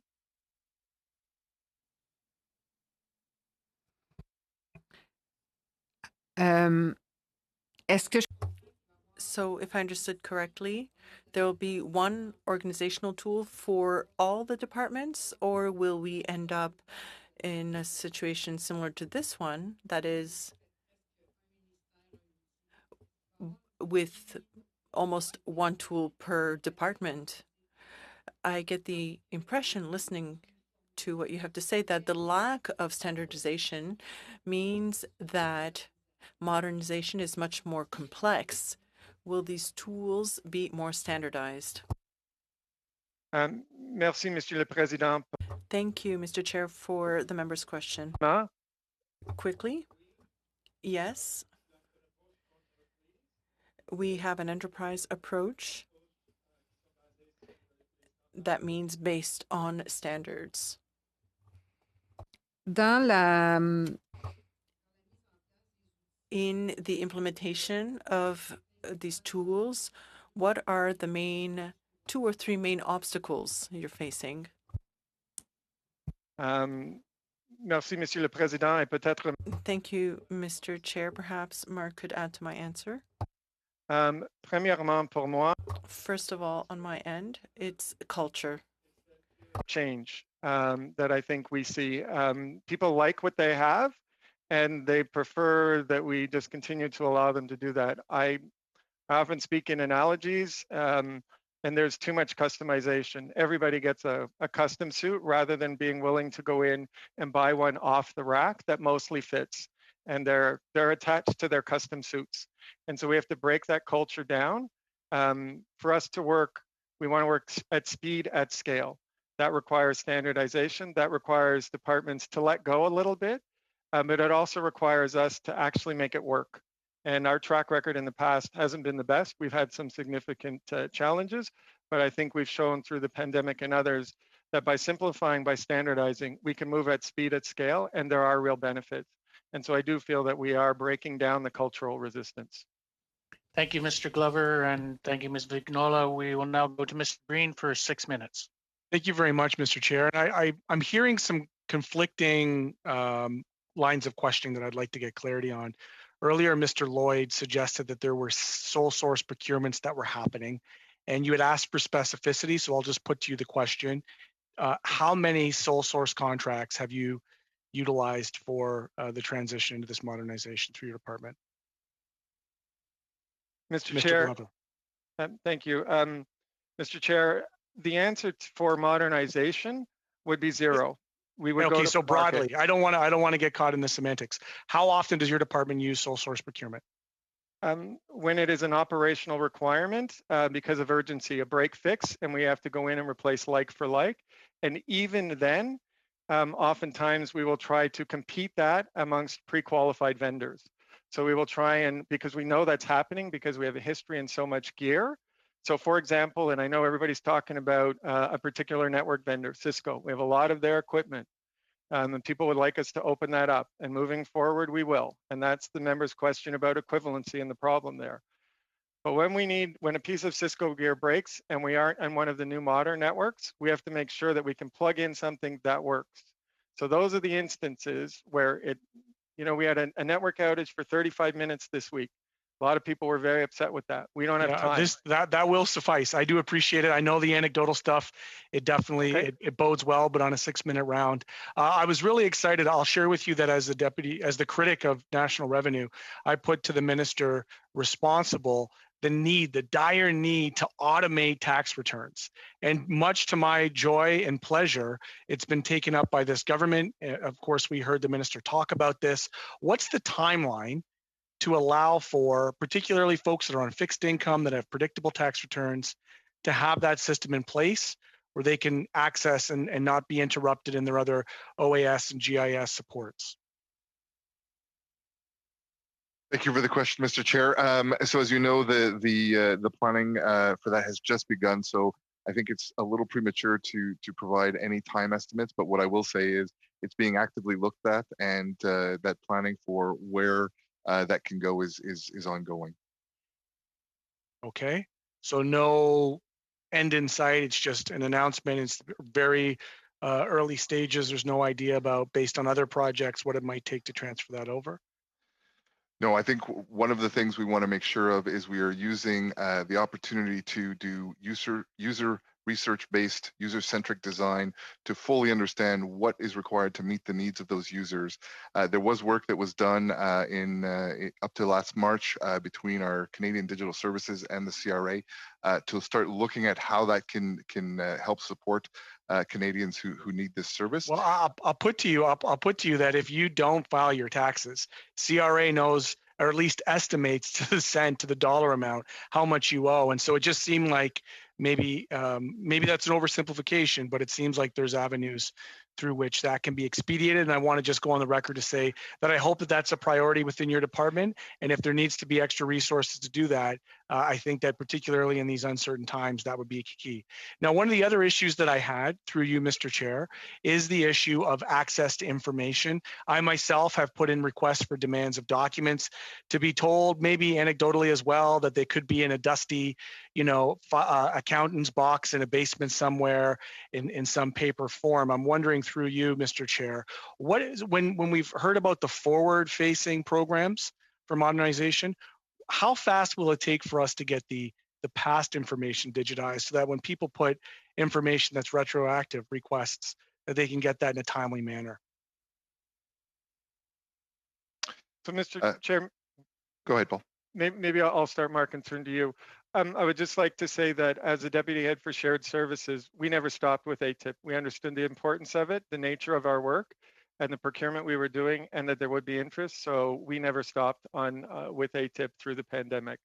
I'm just not sure that that's a place that's going to get a lot of attention. But for those departments that might be in a position that are under a little bit more scrutiny, it seems like their response to ATIPs are painfully slow, ununiform, and in some points I would suggest obstructive. So I'm wondering, when we're talking about service standards, how is it that the Minister of Digital Government and her staff, yourselves included, are going to ensure that there is a service standard level approach to all ATIPs across all departments? So there are service standards in expectations of responding to ATIPs. As was said earlier, during the pandemic, there were challenges, especially as business continuity plans were invoked in departments and employees could no longer access the networks. There are three primary issues related to that. The first being that ability to connect remotely from home, and that has largely been addressed by Shared Services Canada. But there still remains departments that rely heavily on paper-based records. So even if you are able to connect to the network from home, you can't access the paper-based, as well as sensitive and classified information that is on secure networks. So there is still capability requirements for being able to physically access buildings to be able to produce some of those ATIP requests, which causes natural challenges and concerns for health and safety. But as of October 26th, of the 131 institutions that responded to our questionnaires, 30 institutions say that they are full capacity to respond to requests, and 101 institutions are at reduced capacity, but none are at zero capacity. So all departments have reported in that they are processing ATIP requests on a best effort basis. Well, here's the hope, and I get mine at the end of the week. I hate to interrupt. Thank you, Mr. Green, and thank you, Mr. Bouillard. We do have a little bit of committee business that we have to do at the end of this meeting, so we're going to reduce this next round to 3 minutes for the first two, 1.5 minutes for the next two, and then 3 minutes for the final two. So we will go with 3 minutes with Mr. McCauley. Great. Thank you, Chair. Thank you, gentlemen. Question for you. How much of IT equipment and software is purchased from the whole of government through shared services? I think it used to be all, but I think there over the years have been some adjustments to that. Would you be able to let me know? Thank you, Mr. Chair, for the member's question. I think the short answer is we would have to follow up in writing. The vast Can majority, you ballpark me? I would say the vast majority, maybe 80%. There are some software as a service and other things that are what I'm happening. getting at is just the security is how do we ensure that the equipment coming in is secure? I know it's in your departmental plan, collaborating with TBS, Center for Cybersecurity, CSC, to maximize security. But for those 20% outside, not purchasing through shared services, how are we ensuring the security? I apologize, Mr. Chair. I misinterpreted the member's question. Okay. When it comes to, I interpreted systems to also include software. When it comes to hardware and any of the hardware that gets plugged into the data center and into our network, right. That well, is software as well, though. I mean, besides, buying Windows 7 or something. Oh no, Windows would not be allowed. Those are the kinds of things we do. So any of the stuff that's critical to infrastructure, we purchase. Then software that runs on that, we are able to monitor and see. So while we don't purchase it, we have to look at it to make sure it's properly configured, understand its load on the network, and therefore are able to assess its security. How do we ensure that that's actually getting done? The reason I bring this up, we were looking at the nuke tech issue, where Global Affairs and PSBC both kind of shrugged and said, well, it's not a box to tick that it could be a security issue, therefore it's not a security issue. And no one checked with anyone because, well, the paper, it didn't ask us to check a box whether it's a security issue. How are you preventing another department from not inquiring or bringing something in because they don't know enough to ask, or if they're just ticking a box? So I'll start, Mr. Chair, in response to Mark, if you can help. The short answer is within shared services, it is a box to tick. Security is paramount to what we do. It's part of how we patch. The second is the monitoring we do of any software, and they're not allowed. They don't have what we would call administrator rights to install some of that critical stuff. And the data centers, the access is physically limited. Short answer is we have the keys, they don't. On cloud, we are setting that up to set up parameters that will limit what they are able to do so they can transact what they need to do the development, build the applications without compromising the security posture. So perhaps the best efforts of another department would be blocked by you. Thanks. Thank you, Mr. McCauley. Okay, thanks, Mr. Chair. Thank you. And now we'll go to Mr. Kazmierczuk, 3 minutes. Thank you, Mr. Chair. And question to Mr. Glover. I wanted to pick up on the line of questioning that I found really interesting from my colleague about the threat of quantum computing. In 2018, this government, our federal government, invested about $15 million in the Institute for Quantum Computing in Waterloo. And last year, this government again invested an additional $41 million in the Quantum Valley Ideas Lab. And then this year, again, invested an additional $7.2 million in a tech company, and numerous tech companies, including Icera Corp, which is a quantum safe security company. And so the goal here is to help turn Waterloo into sort of the world's quantum valley. Can you just comment whether this is a smart strategy to be basically going to partnering with and making investments in quantum research, Canadian quantum research institutes and Canadian quantum tech companies? Is this a smart strategy to protect ourselves from quantum threats, or is this something that really is just the role for shared services to consider? Thank you, Mr. Chair, for the member's question, and I will also ask Mark to help me with the response. And I need to be brief, or I apologize to all the members for my ramblings. The short answer is I believe it is. These are fast-paced technologies that are developing very rapidly. It would be arrogant for us to think that we have all the expertise in shared services to be able to do what we need to do. Furthermore, as was pointed out, if you look at the global movement, a lot of these large tech companies, if we do not invest in Canadian IP, that is a challenge for us. I want to be able to do business with Canadian companies, and that means we need to encourage them to play on a global field, to think big, and we're a big client. So it only makes sense that that we make ourselves available to them to tap into the IP that they are building and developing. If we don't, we won't have it, or it'll just be bought up. And if I could just add to that, that the quantum shift is a very complex and multifaceted endeavor that requires many areas of research. Paul earlier mentioned Moore's Law. We anticipate that Moore's Law may reach physical barriers on our current technologies. Quantum will be the answer to be able to continue our thirst for more powerful digital. So it is absolutely behooves us to invest in it, both from the protections as well as the advantages. Gentlemen, I appreciate your answers so much to that question. I'm going to actually share my time because I think we should just leave it at that. Thank you very much. Thank you, Mr. Kuzmirchuk. You have 11 seconds to share, so consider them so fair. generous. Thank you. We will now go to a minute and a half to Ms. Vignola, and I think, Ms. Vignola, you might get 5 extra seconds. Well, quickly then. Earlier, you said that one of the main obstacles is the fear of change. My question is, have you used the expertise of public servants to try to find solutions to that, the fear of change and other problems you might be able to think of? We want public servants to say it when there's a problem instead of thinking that somebody else will also notice the problem since they did. The best way to avoid that path is to make sure they feel like they're included, to have open cooperation with them. Is there open cooperation with your public servants to try to find solutions to the problems that you are encountering in trying to install new technologies? For the member's question, and just briefly in response to her last one, the ITSM tool we're using is BDM, and that is one of the Gartner Magic Quadrant companies. And the short answer to your second question is yes.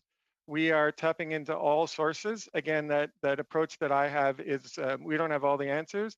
We need to work with people who have done this, and we try to bring them in to help them feel like they are part of the solution. So it is being done with them, not to them. So we strike advisory committees, for example, on NextGen with people who have done pay transformations in other large private sector companies. We work closely with the unions and with employee groups to help guide us so that we're learning from those who've done it, and we're learning from the people who have to do it and are going to have to live with it to make sure it's a user-centric, but also an informed approach. Thank you, Ms. Vignola. 1 minute and 35 seconds comes by very quickly in question and answer. Mr. Green, you have 1 minute and 35 seconds. Thank you very much, Mr. Chair. Breaking news on routers today is that Amazon's web services are seeing widespread outages. What is the contingency when our vendors, such as potentially Amazon, crash in a global scale? Do you want me to take a crack at that, Paul? Sure. So I think part of our resiliency and our disaster recovery is to be not dependent on any single infrastructure, any single environment. And the cloud offers an opportunity like never before, where it was very easy to stand up a parallel environment on the Amazon Web Services, in one of our end-state data centers, in the Azure cloud environment. Therefore, we would not be vulnerable to any one single point of failure, and that's a critical and given the vulnerabilities, we've heard a lot about Huawei and 5G, a lot of real hysteria around that, rightly or wrongly. My question through to you is there any perceived vulnerabilities that we might have from, say, friendly eyes peeking into our vulnerable data, given the backdoors that are also in some of the American companies that you've already talked about? So for all security matters, we have standards that define the requirements for different levels of protection of information. On the personal information and operational information, it is protected A, B, C. On the national security side, it's classified, secret, and top secret. For each one of those categorizations, we specify what is the minimum requirements for those. And even for protected information, so information about Canadians, we require encryption. We require different controls to make sure that no one can access that data except the rightful people. So those controls are there for that reason, and I'm confident in them. Appreciate your answers. Thank you. Thank you, Mr. Green, and thank you for the answer. We will now go to Mr. Paul Hoos, and you have 3 minutes. No, I think I'll take that timing on for Mr. Paul Hoos. The question on quantum computing here, there are a significant amount of risks that we're seeing. Like, as you said earlier, everything can be decrypted, and I do recognize there are some leading companies in Canada that are working to address these challenges. And I want to know, one other line of questioning I was asking the minister was the threat to the supply chain when we start to distribute the COVID-19 vaccines. What efforts are being taken to protect the supply chain to ensure that organized crime or possibly even state actors are not using malware or ransomware to really seize up our system and basically hold us for ransom, because I see a huge potential here. It's been raised to me by stakeholders. Thank you, Mr. Chair, for the member's question. And in response to the previous one, no single points of failure and redundancy. That's also part of the strategy. With respect to this question, I would say, I was afraid you were going to ask. I don't want to jinx it. We are very good in this space. We block literally billions of attacks. We are one of the few governments that has not been subject to ransomware. We catch them in the firewall, and we've been able to stop them. So I don't want to jinx it, and I don't want to say that we are perfect. But we have some of the best security postures in terms of how we've designed the network and the protection on it. And I think our track record speaks for itself. Well, I certainly hope so. But that raises me to ask questions, related to the CERB hack that happened on the CRA website this summer. Why was it that the Government of Canada systems weren't capable of preventing people from going into people's CRA accounts and applying for CERB, changing their banking info and basically, stealing money from Canadians? Like, where was the failure there, and how are we working to address that? You want to do that one, Mark? Sure. So the one of the large challenges of the credential stuffing attacks is they are reusing credentials taken elsewhere as an impersonating valid Canadian. So from the system's perspective, they're going through the system in the normal way. They aren't going through a backdoor. There's no compromises. There was a slight exploitation on the CRA system in the early phase that was addressed, but since then, all of the patterns were people impersonating other Canadians. And the way we were able to see them is because we looked for patterns on the back end of those behaviors. For example, large amounts of failed logins gives us a hint that someone is trying to brute force the system. We don't see that they've broken in, but we do see that there's signs that they're trying. That allows us to go do the forensic research to determine if there were any fraudulent transactions on the system. Well, and that's great for after. Oh, thank you, Mr. Lloyd. Sorry, 3 minutes. Mr. McKinnon, 3 minutes. Merci, Monsieur le Président. Et donc, Thank you, Mr. Chair. And I'll pick up where I left off at the very beginning with the Minister.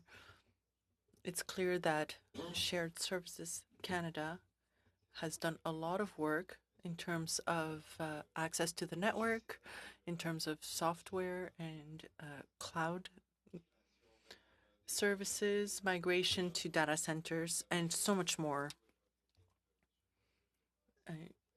You and your team, Mr. Glover, are doing a tremendous job. I mean, especially compared to the situation we saw several years ago. Now, you have about 2 minutes. Could you tell us about where you want to get to? What are the main priorities for the organization when you're looking at the future, especially with COVID? Thank you very much, Mr. Chair, for these kind words and the question. Moving forward, we have a document. It's available publicly. It's called SSC 3.0. It aligns with the minister's digital vision. It clearly lays out what we believe are the priorities before COVID. It was reaffirmed during COVID and continues to be our priorities moving forward. First and foremost, it's what you've talked about and asked me about today. It is the network. In order to be digital, in order to be connected, and in order to do what we're doing today, we need a good network. Not a good network, a great network. Commercial grade network that functions like a utility. In order to be digital, public servants, Canadians need to be able to access this. It's all about the connectivity in the network, and we need to make sure that we have one of the best because it is being stressed each and every day. So we have to deal with the legacy stuff we inherited, fix it, replace it, modernize it, move to simplified, standardized, software-defined zero trust networks moving forward. That's job one. Job two is the collaboration tools. Things like Microsoft Teams, Office 365, Zoom, make sure public servants have the tools they need. When we were created 8 years ago, it was about email. It's not about email anymore. It's about Dropbox. It's about OneDrive. It's about cloud. People interact differently. If you talk to the younger generation, they don't send emails. They wouldn't know what emails are. So we need to make sure that we give them the tools they need to be able to do their job.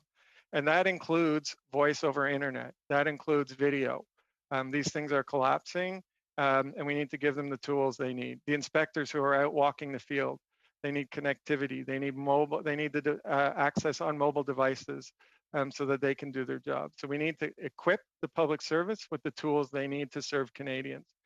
And finally, with respect, SSC, it was all about closing data centers. No, it's not. And we are going to close data centers. We did a record number last year, and I will keep closing them. But as Mark said earlier, it's about the health of the applications in there. I don't want to close a data center and move crappy applications. We want to move good applications. So it doesn't make any sense to take an old, outdated application and move it into the cloud. It's still an old, outdated application. So we will close data centers. We want to move them to end state because that responds to MP Green's question. No single points of failure, redundancy. Those data centers have redundancy built into them. If one goes down, it goes to the other. But we have to focus on what the departments do, and that's the health of their applications moving forward. So those are the three areas. They served us very well through COVID. They accelerated what we were doing, but we continue to believe that those are the right things. And we want to do those, as the minister said, utilizing an enterprise approach. No more negotiating with 42 departments. We work with OCIO to set standards. We ask for their guidance and direction, and then we do it. And we do it in a way that works. And we create a process for exemptions when the enterprise approach doesn't work. I don't want to leave anybody with the impression it's one size fits all the time. As was said, we don't want to be relying on one vendor for everything. And we know that not always one solution will work for all departments. But we need to start with a common and then move to exceptions. Thank you, Ms. Glover, and I appreciate that. That ends our rounds of questioning. And I appreciate, I'd like to thank all the witnesses for showing up and appearing today and answering. And we appreciate you coming on. You're welcome to sign off at this point in time. And thank you all for returning. We have a little bit of committee business here to attend to before we adjourn. And so I just ask the committee just to bear with us for a little bit. I will say to the committee, please bear in mind that we are still sitting in a public meeting and while we're doing this business today. So just so that you're aware of that and remember that as we discuss things. There are two things that I'd like to cover. One is the vote on the main estimates, and number two is the revised work plan on the COVID-19 pandemic. The order of reference for the committee to study the main estimates expires on Friday, November 27, 2020. If the committee feels that it has completed its consideration of the main estimates, then we can proceed to taking a decision on the votes which were referred to the committee. In all, 23 votes in the main estimates for 2020-2021 were referred to the committee. Unless anyone objects, I will seek the unanimous consent of the committee to group the votes together for a decision. Is there unanimous consent to proceed in this manner? Agreed. Agreed. Agreed? Agreed. Okay. So shall all votes refer to the committee in the main estimates 2020-2021 carry? Yes. On division. On division? Yes. Okay. Shall I report the votes back to the House? Yes. Yes. Thank you. Okay, so the work plan for the committee study of government's response to COVID-19 pandemic. On Monday, we had a meeting and you wanted to make some changes to on the work plan for committee study of the government's response to COVID-19 pandemic. The analysts made those changes and revised version was distributed to the committee members yesterday. Does the committee wish to adopt the revised work plan? Monsieur le Président. Mr. Chair? Sorry, C'est Pierre. Mr. Paul Hoos. Yes. Merci. Yes, thank you. So in part, yes, I'd like to thank Raphael for her work. There are just a few details that I'd like to bring to certain portions to make sure that everything is fine. So could I go ahead? All right. In the first block, the first meeting, there's 1 2-hour meeting planned with the Parliamentary Budget Officer and the Auditor General. We'd like it to be 2 separate meetings. That's the first point. Secondly, in the third meeting, we'd like to break that up into 3 different meetings with the ministers, but with the officials responsible for the 3 different topics.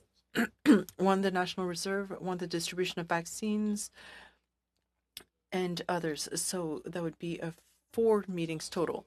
For the officials, that's fine. Cybersecurity, that's fine. Now, for the 6th meeting, it's for health. We'll see once we get there, based on our meeting with procurement, whether we need to bring or have certain senior officials or officials appear. Now, for the rest, we could wait a little bit later to see where things are at. Thank you.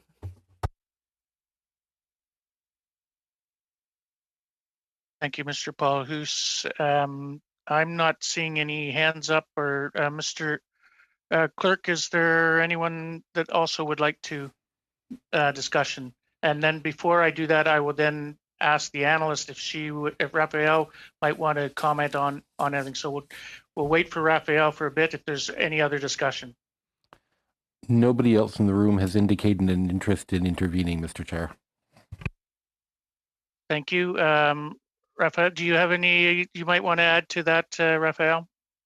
Yes, the only question, thank you, Mr. Chair. The only question I have is, does the committee want to have a revised work plan based on Mr. Paul's suggestions? We can prepare that and circulate it this week. Thank you for that, Raphael. And I know a number of members in the past have talked, they'd like to see a paper document in front of them. So my belief is that would be what people would like to see, another revised version of this before we say yes or no to it. Is that what I'm seeing?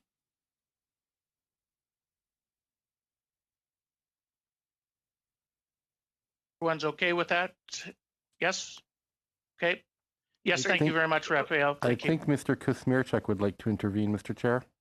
Yeah, sorry about that, Chair. Just at the whistle there. I'm just wondering. You know, I'm interested here in the 12th meeting. It was scratched out in Raphael's new edition, new version. This is the one where we're hearing from number of businesses on e-commerce, software, digital media, knowing how incredibly important that's going to be to the way we conduct our business in government, how we communicate, how we conduct meetings and whatnot. I'm just wondering if the committee would be interested in including that back as a conversation and actually listening from private sector companies, giving us maybe a sense of where things may be going, where we might be able to improve some of the services that we do offer and whatnot. I'm just wondering if that might not be something that would be a valuable discussion. Just putting that out there, and again, I'm just floating that idea there. It just seems like a really good opportunity there for us to get a sense of what's maybe perhaps coming down the pipe from some of these companies and some of these experts in that field. Thank you, Mr. Kuzmierczak. Any discussion on that? Mr. Paul Hoos would like to intervene, Mr. Chair. Mr. Paulus. Oui, merci, Monsieur le Président. Thank you, Mr. Chair. As I said earlier, there was that first chunk of meetings that was established. I'm not against the idea of doing anything else, but the current motion is aimed at assessing the government's procurement during the pandemic. So starting to look at other possibilities and so on is not directly related to the motion, if I've understood my colleague's objective correctly. Rapidement. Quickly, now looking at the work plan that Ms. Daraf sent us, the 5th meeting, cybersecurity. Is it really necessary? Because we just held that meeting. I mean, we're going to be asking essentially the same questions. I mean, we did some concentrated work on that just now. But looking at the second one, looking at digital and services and so on, or the 12th meeting rather, that could be an interesting one, especially based on Mr. Lloyd's questions regarding Canadian companies and their participation in government markets. Ben voilà, on pourrait biffer la 5e. So we could keep the 12th meeting but get rid of the 5th one. Point d'interrogation. Question mark? Said Ms. Vignola. Mr. Clerk, I see looks like you have somebody wants to ask a question. Mr. Macaulay and Drouin, in that order, have indicated an interest in speaking, Mr. Chair. Thank you. Mr. Macaulay? Yeah, I'm going to half agree with Ms. Vignola. Get rid of the 5th meeting, and then the 12th meeting, Mr. Kamir struck good points. It looks interesting, but I think that's probably better for Indu to look at rather than us, especially if we're looking at government procurement, especially around the COVID and that. Thank you, Mr. Macaulay. Mr. Drouin? Yeah, Mr. Chair, I'll have to disagree with my colleagues on the 12th one. I think it was just labeled wrong. We are studying procurement, and I think there is valid questions that our committee can ask on how they modernize their procurement practices and reached out to potential consumers in a COVID-19 world. So I'll stand firm. I want to see those witnesses. We, our side, want to see those witnesses appear before committee, but it does relate to procurement of Canada. If there's lessons learned from them that we can apply to our procurement practices within PSPC or with SSC, whichever one you choose.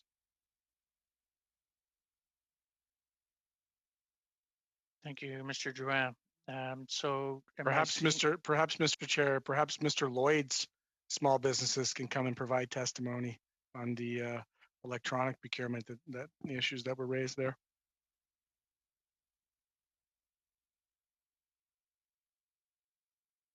Is there any further discussion? Monsieur le Président. Mr. Chair. Merci. Thank you.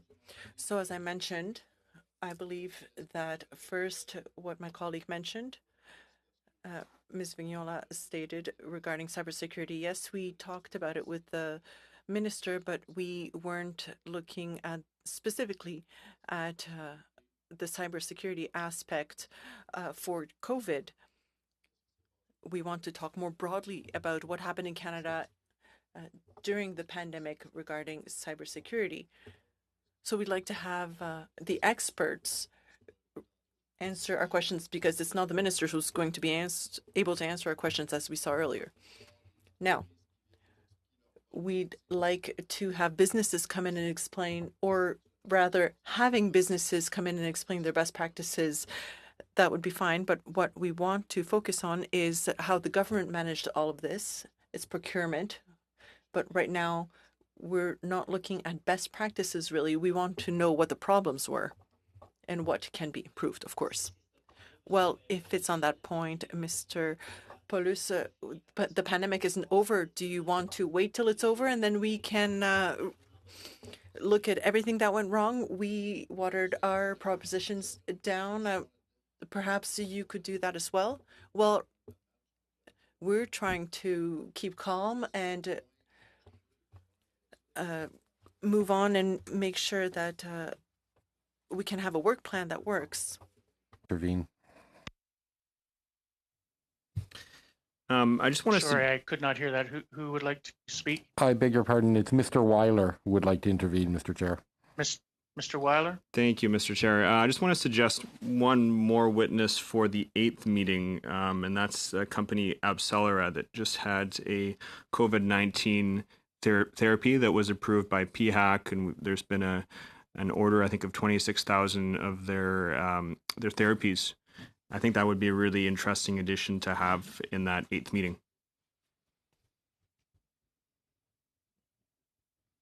Thank you, Mr. Weiler. And I think I see Mr. Macaulay, is your hand up? Yes, I'm sorry, I couldn't help but blurt out laugh. Mr. Drouin, your comment, it seems the exact opposite with your health minister and everyone else is saying now is not the time to review things. But, you know, if you want to leave that in, you know, and keep it open to the idea of adjusting it as we get, you know, if we're meeting 12, this could very well be February or March because the another round of the estimates will be coming out. If you're open to maybe keeping it open to adjusting as we go, are you fair with that, Mr. Drouin? Mr. Drouin? If you look at the list of witnesses, we can all go back and redo the list and work on a prorated system that we usually work on. No, I'm just saying this is if it's the 12th meeting, it's so far down the road, and it seems to be the only real contentious meeting. You want to, we don't. Do you want to take a look at it a bit further down if it's still relevant? Yeah, absolutely. Or you're open to change or adjusting, adding witnesses or deleting further down? Yeah, sure, we can do that. But the, you know, I'm not naive enough to know that what happens in 3 months, you guys might have something else to talk about. But we could be in a spring election as well. Let's be honest. Well, that's entirely up to you, Mr. Macaulay. Oh, I don't. I think it's up to someone with a beard on your side. Anyways. Well, we're if we're going to get into arguments like this. I'm saying that otherwise we could be sitting here all day going back and forth, and I don't know if that's a valuable use of all of our time, especially when that could be again 3 or 4 months down the road.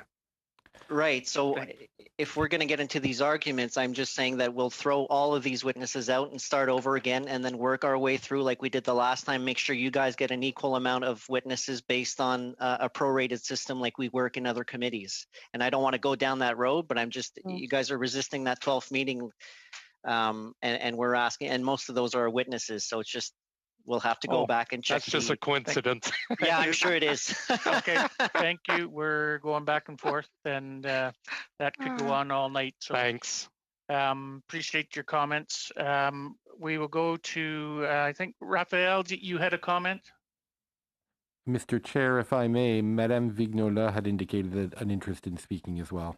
Thank you. Sorry, why don't we let Ms. Vignola, would you go first, and then we'll have Raphael after that. Thank you. Okay. Merci beaucoup. Thank you very much. I get the impression that we opened Pandora's box, or that I did so by mentioning the 12th meeting. That being said,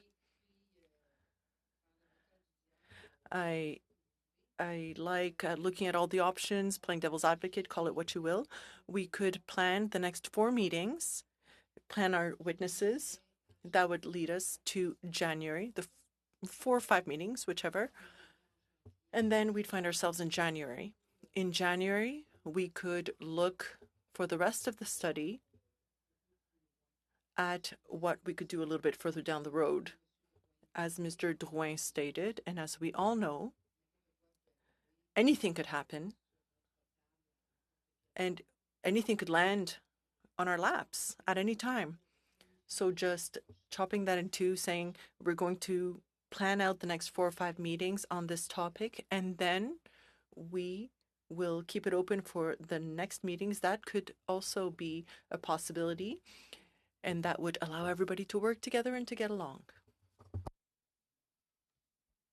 Thank you, Ms. Vignola. That sounds like a great idea, and I think it's one that might be worth, hopefully the committee will consider, and as we go forward, and maybe Mr. do Chair, four to six, but I just want to go on the record right now as a point of privilege to state how proud I am that our friend from the block is working so hard and diligently to bring our federation together across all party lines. And I hope that goes into the answer. Thank you. Thank you, Mr. Green. You cracked me up, Matthew. Raphael? Yes, thank you, Mr. Chair. I have two things. Can Mr. Weiler just repeat the name of the company he would like added to meeting number 8? I did not catch it, unfortunately. Yeah, the company's called Abcellera. Abcellera. Thank you. And the second point I have, Mr. Chair, is that I suggest to just put back meeting 12 as tentative based on Mrs. Vignola's comment, and then the committee can reassess that later on this winter. Thank you very much, Raphael. So I personally like Ms. Vignola's idea, but it's your decision as to whether we go that route. I think planning 4 to 6 and then we sort of adjust as the time goes by, as well as Raphael said, adding number 12 back to the end of the list, which could be set up and then submitted to everybody in a very timely manner. Do I see consensus for that?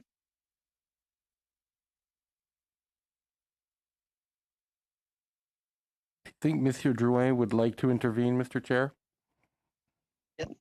Mr. Chair, I'll just make one point. As long as the witnesses and the panels reflect what we as parties have suggested. So again, I don't want to make sure that, yes, the CPC witnesses are represented, but also ours, but also the bloc and also the NDP. I think it's just a matter of fairness for everyone on this committee.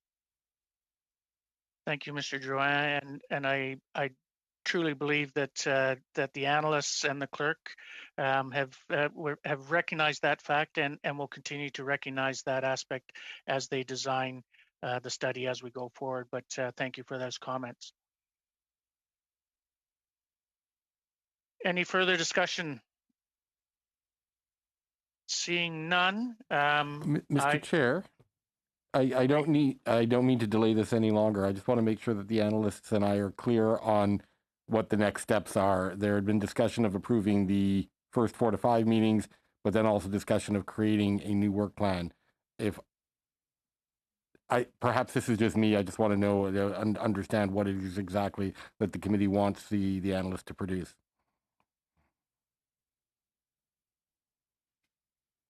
I believe what they're looking for is to the 4 to 6 that we've already talked about, that Raphael has put forward with the adjustments to from Mr. Paul Hughes, would be to start looking forward at or moving forward on those, and then adjusting as we go by after that point. But with that said, I believe the analyst would put that together on paper form, which we would also give to the committee members such that they could have a quick look at that to make certain that they're comfortable along those lines. Okay, so the analyst will produce a third version of the work plan, but we can start moving forward on the first 4 meetings or 4 to 5 meetings that are planned on it. That is what I've been led to believe, but just to make certain, is that everything that the committee is comfortable with? Thumbs up? Mais on s'entend, Monsieur le Président. Actually, Monsieur Paul Hughes would like to intervene. C'est ça. Donc, merci, Monsieur le Gré. Thank you, Mr. Clerk. So, yes, so the plan I proposed, the changes that I proposed, there was consensus on those changes.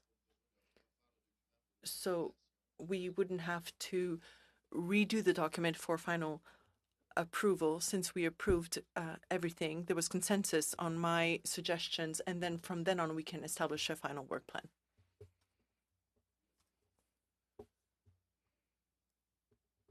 Okay, everyone is comfortable with that? Seeing no nodding, yes, I see thumbs. Okay, with that said, I say that call the meeting adjourned, and I will drop my hockey puck.